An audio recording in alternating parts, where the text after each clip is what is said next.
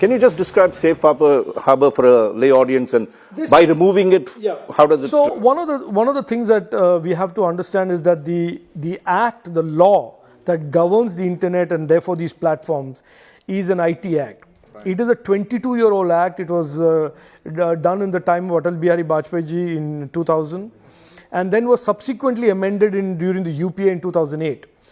One of the amendments that was put in the IT Act in 2008, in a blind following of the US model, was something called Section 79, which gives essentially immunity from any kind of prosecution to any internet platform. The narrative there at that time was that these platforms are not responsible for the content on their platform because some user does it. Right. So therefore, if you have to prosecute somebody, prosecute the user and not the platform. It's a clever way they manage that. I was on the IT committee those days, and I was the only one who opposed this for whatever it matters now. It's academic.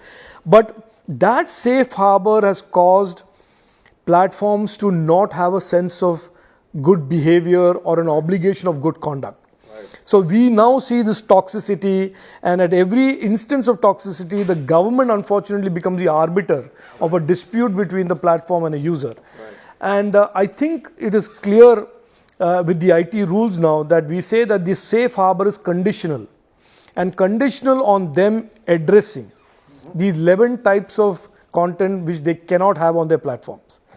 And the way we will now regulate deepfakes is very simple. It is in the rules that we enacted in February 2023.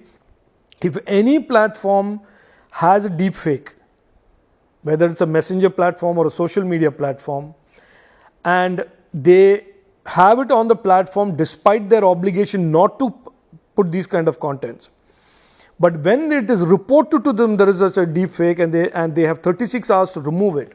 If they do not, right, then the safe harbor falls away, and whoever is aggrieved, Raj Chengappa is aggrieved or Rajeev Chandrasekhar is aggrieved by the deepfake, can take them to court and criminally prosecute them under the IPC and under the IT Act.